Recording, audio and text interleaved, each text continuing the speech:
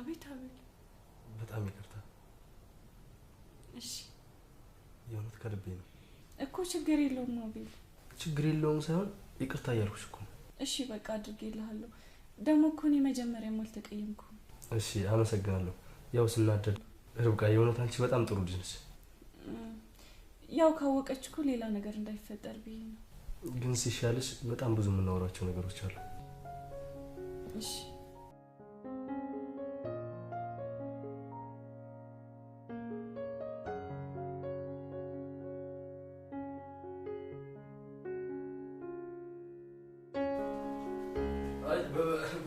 በቃ እኔ አውሳታለሁ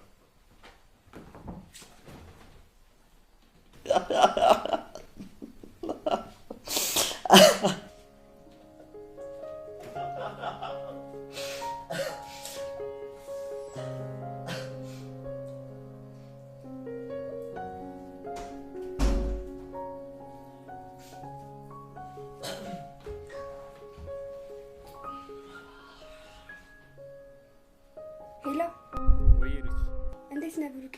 አሎ ምን ነው በዛው ጠፋሽ? አው ጠፋዋ ትንሽ አልተመቸኝም ነበር። ትንሿ እንዴት ናት ባክሽ? ብሩኬ ርብቃ ደህና ርብቃ ነው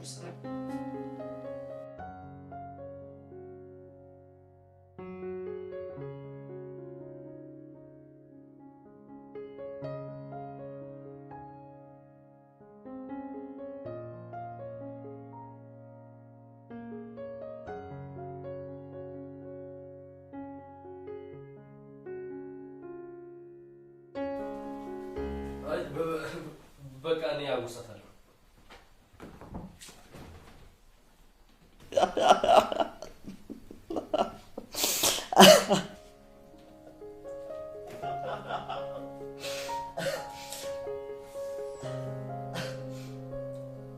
ሰላም ጤና ይስጥልኝ ውድ የርብቃ ድራማ ቤተሰቦች ደህና ናችሁ ወይ?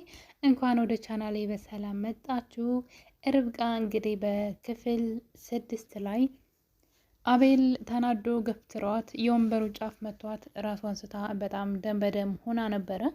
እንደውም ሁኔታዋ በህይወት ትኖራለች ብለን አልጠበቅንም ነበረ። እሱም ደግሞ ደንግጦ ቶሎ አላነሳትም ነበር። እንግዲህ እሷ አሁን ላይ በመልካም ጤንነት ላይ ትገኛለች። የርብቃ መውደቅ እና እንደዛ መታመም ምናልባት ከአቤል ጋር ለመቀራረብ ጥሩ ምክንያት የሆነላት ይመስለኛል። ምክንያቱም አቤል በሰዓቱ ተናዶና ባደረገችው ነገር በተለይ ደግሞ የፎቶ ነገር ግራ ገብቶታል። የት እንደተገኘ ያ ፎቶ እንግዲህ እሷ እድሜ ልኳን ስትከተለው ነው የኖረችው ስለምትወደው ማለት ነው። ነገር ግን እሱ ያን ፎቶ የተነሱበትን ጊዜ አለማስታወሱ እኔ በጣም ግራ ገብቶኛል። የዛ ፎቶ ነገር ማለት ነው። የፈለገ ቢሆን እንግዲህ ፎቶው የልጅነት አይደለም። ሁለቱም ትልልቁ ነው የተነሱት ፎቶ ነው። አንድ ጤነኛ ሰው ከሰው ጋር አብሮት የተነሳውን ፎቶ ሊረሳ ይችላል ብዬ አላስብም። ለዛውም እንደዚህ ተቃቅፈው የተነሱትን ፎቶ ማለት ነው። እንግዲህ የፎቶ ርብቃ ጋር አለ። እንዴት ነው ሊነሱ የቻሉት? ለእኛም በጣም ጥያቄ እንቆቅልሽ። እንግዲህ እነሱ ይፈቱልና ብለን እንጠብቃለን። የፎቶ ነገር ማለት ነው። ምክንያቱም አቤል የረሳው ነገር አለ ማለት የመርሳት ችግር ገጥሞታል ወይስ ጭራሽ እሷን የረሳት ማለት ይመስለኛል። ከዚህ ቀደም ፍቅረኛሞች ነበሩ፣ ከዛ ረስቷት ነው። እንዴት ነው ነገሩ? ግራ እስኪገባኝ ድረስ እሱ ራሱ ፎቶ ከየት መጣ ብሎ እስከ መጠየቅ ድረስ የልጅነት ፎቶ ቢሆን ምናልባት ስላላወቅኳት ነው ሊል ይችል ነበረ። ግን የቅርብ ጊዜ ፎቶ ነው እና እንግዲህ በዛ የተነሳ ነበረ ተናዶ አንቋት እና ገፍትሯት እንደዛ ሆና የነበረችው እና እንግዲህ አሁን ላይ ርብቃ በመልካም ጤንነት ላይ ትገኛለች። እና እንግዲህ ሌላው ደግሞ የተፈጠረው ነገር ርብቃ እንደምታውቁት ጥሩ ቤተሰብ ያላት እና ሀብትም ያላት ወጣት ናት። እንግዲህ እንቆቅልሽ እስኪፈታልን ድረስ እንዴት ልትወደው እንደቻለች፣ እንዴት አብረው እንደነበሩ፣ እንዴት እሱ ሊረሳት እንደቻለ እሷ እንደዚህ እያወቀችውና የምታፈቅረው ሰው ሆኖ እሱ ግን እንዴት ሊረሳት እንደቻለ ባናውቅም ማለት ነው። ነገር ግን ለሱ ስትል ነው እንግዲህ እዚህ ቤት የተቀጠረችው። እስቲል አሁን ላይ በአቤል እናት ምክንያት የውሸት ፍቅረኛሞችና ባለትዳር እንደሆኑ ለሷ በጣም ደስተኛ ናት። ይሄን አጋጣሚ መጠቀሟ ማለት ነው። ምክንያቱም አቤልን ስለምትወደው። ሌላው ደግሞ እንግዲህ አቤል ወንድሙ አይመስለኝም። ነገር ግን እንግዲህ ቤተሰብ ሊሆን ይችላል። ምክንያቱም ወንድም ቢሆን ኑሮ በዚህ መጠን እነሱን ለማጥቃት በዚህ እርቀት አይሄድም። በገዛ ወንድሙ ላይም ይሄን ያደርጋን ብዬ አላስብም። ነገር ግን ወንድም የሚባል ዝም ብሎ ቤተሰብ ይመስለኛል። እና እንግዲህ የቤታቸውን ካርታ የሚፈልግ ልጅ ነው። ይህ ልጅ እንግዲህ አቤልን ወንድሜ እያለ ነገር ግን የአቤል ፍቅረኛን ደግሞ የሚያማግጥ ሰው ነው። የአቤል ፍቅረኛ የዚህ ትክክለኛ ፍቅረኛው ይሄ ነው። ነገር ግን ከአቤል ላይ የቤቱን ካርታ ወረቀት ለመስረቅ እንዲመቻቸው እሷ ፍቅረኛ መስላ ከአቤል ጋር ትሆናለች ማለት ነው። ይሄኛውን በጣም ትወደዋለች። ለገንዘቡ ተብሎ ደግሞ ያ ነገር እንድታገኘው የዛኛው የአቤል ፍቅረኛ ሆና እንግዲህ የወንድሙን ፍቅረኛ ያማግጣን እንበል አይዶን ነው እንዴት ብለን እንደምንፈታው ማለት ነው። ትክክለኛ ፍቅረኝነቷ ለዚህ ሰው ለዚህ ልጅ ነው፣ ለአቤል አይደለም። ነገር ግን በድብቅ ደግሞ ሁለቱ ተስማምተው ነው። በነገራችን ላይ በድብቅ ደግሞ በአቤል በማያውቀው መልኩ የአቤል ፍቅረኛ ሆና እንግዲህ መታለች። እና እንግዲህ ልጅ ዛሬ ወደ ቤታቸው መጥቷል ማለት ነው። ሚኪ ማለት ነው ወደ ቤታቸው መጥቶ ርብቃ ተኝታ ስለነበረ በጣም በሷ በጣም ደስተኛ ነበረና እያወራት ነበረ። ርብቃ እንደምታውቁት በጣም ቆንጆ ቅጥ ያለች ልጅ ናትና አቤል እንዲያጎርሳት ምግብ ቢቀርብለትም ግን እሱ ከሷ መሸሽንና የወደዳት እንዳይመስላት ስለፈለገ ራሷ ትበላለች ብሎ እምቢ ሲል ወንድምየው ተቀብሎ እኔ ያጎርስሻለሁ በማለት ሲያጎርሳት ሲንከባከባት ሲያይ አቤል ሲቀና ነበረ።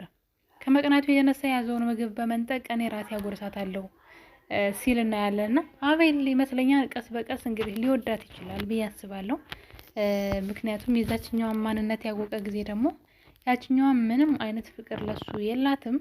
እሱ ግን ማንነቷን ስለማያውቅ በጣም ከልቡ ነው የሚወዳት እና ሁለቱ ከጀርባ ሆነው እየተጫወቱበት ነው ያሉት። ርብቃ ግን ይሄን ነገር ታውቃለች። ለምን መናገር እንዳልፈለገች አላውቅም። አቤልን ከወደደችው ስለነሱ ሴራ ተናግራ አቤልን ማዳንም ለየራሷ የግሏን ማድረግ ትችላለች ብዬ አስባለሁ። እና እንግዲህ ርብቃ አሁን ላይ በመልካም ጤንነት ላይ ትገኛለች እና አቤልም ደግሞ እሷን መንከባከቡን ቀጥሏል። የአቤል እናት ደግሞ ሁለቱ እንዲጋቡ ትፈልጋለች። ይህ ነገር በጣም አስቸጋሪ ነው፣ በተለይ ለአቤል ማለት ነው። የፈለገ ቢሆንና ርብቃን ሊወዳት ይችላል እኮ ግን ነገር ግን ፍቅረኛ ስላለው እናቱን ደግሞ በዚህ በኩል ስለዋሻትና ለማስደሰት ስለፈለገ ርብቃን እንደ ፍቅረኛ ተቀብሎ የእናቱን ፍቃድ ለመፈጸም እየሞከረ ይገኛል።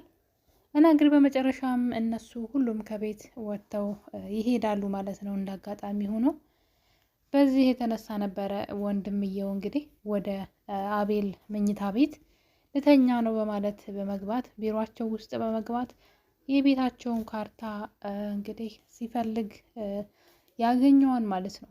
ያንቺ የገዛ ፍቅረኛውን የወንድሙ ፍቅረኛ እንድትሆን አድርጎ እንድትሰልል ወይም ደግሞ ያን መረጃ እንድታመጣለት ሲልካት የነበረችው ልጅ እሱ ቀድሞ መረጃውን አገኘው ማለት ነው እዛ ቤት ሄዶ እና እንግዲህ በዚህ ተደስቶ ሳያውቅ ግን ከኋላ ግን የሆነ ሰው ድንገት ይመጣበታል። ድራማው እዚህ ላይ ነው ያለቀው። የመጣው ግን እጁ እንዳዩት ከሆነ የርብቃ እጅ ነው። ምናልባት ርብቃ ትሆን ተነስታ የመጣችው አላውቅም፣ ወይስ አቤል ይሄን ነገር ደርሶበት ይሆን አላውቅም። የቤታቸውን ካርታ ሰርቆ ይዞ ሊወጣ ሲል እንግዲህ የሆነ ሰው ድንገት በሩን ከፍቶ ከኋላው ሲመጣበት እናያለን።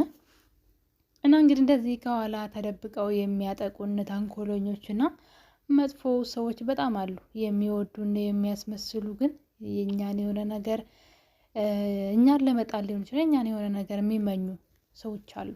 ነገር ግን ደግሞ ፊት ለፊት ስናያቸው በጣም የሚወዱን የሚያከብሩን የሚመስሉ ውስጣቸው ግን በተንኮል የተሞላ ልክ እንደ አቤል ወንድም አይነት እንደ ሚኪ አይነት ሰዎች በጣም ብዙ አሉና አቤል ግን ብልጥ መሆን አለበት። ርብቃም ደግሞ የምታውቀውን ነገር መናገር አለባት። ፍቅረኛው ተብያዋ አውቃ እየተጫወተችበት እንደሆነና እሷ ሌላ የምትወደው ሰው እንዳለ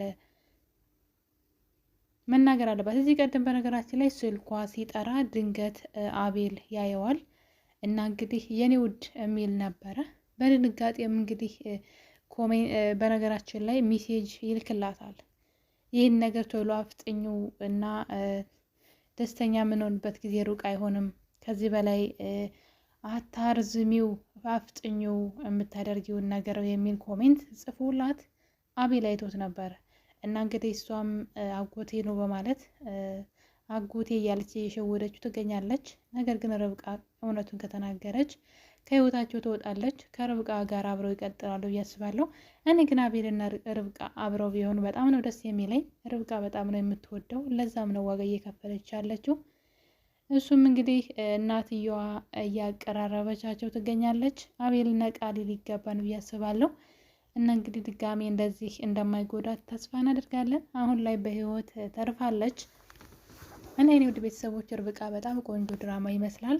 ከጀመረ ገና 1 ሳምንቱ ነው። ክፍል 7 ላይ ደርሷል ማለት ነው። ርብቃ ክፍል 7 ላይ ደርሷል። በጣም የሚያጓጓ ይመስላል። ገና አዲስ ካጀማመሩ ራሱ ደስ የሚል በፍቅር የተጀመረ ነው። ያው ብዙ ውጣ ውረዶች ይኖሩታል። ነገር ግን በጣም ቆንጆ ድራማ ይመስለኛል። እና ሁላችሁም እንግዲህ እየገባችሁ እንድታዩት በዚህ አጋጣሚ ጋብዛችኋለሁኝ። የኔ ተወዳጆች ለቤት አዲስ ይሆናችሁ ይህን ቪዲዮ ስትጀምሩ ላይክ ሼር አድርጉልኝ፣ ሰብስክራይብ አድርጉ። እወዳችኋለሁኝ። በሌላ በአዲስ በቆንጆ ቪዲዮ እንገናኛለን። መልካም ጊዜ። ባይ ባይ።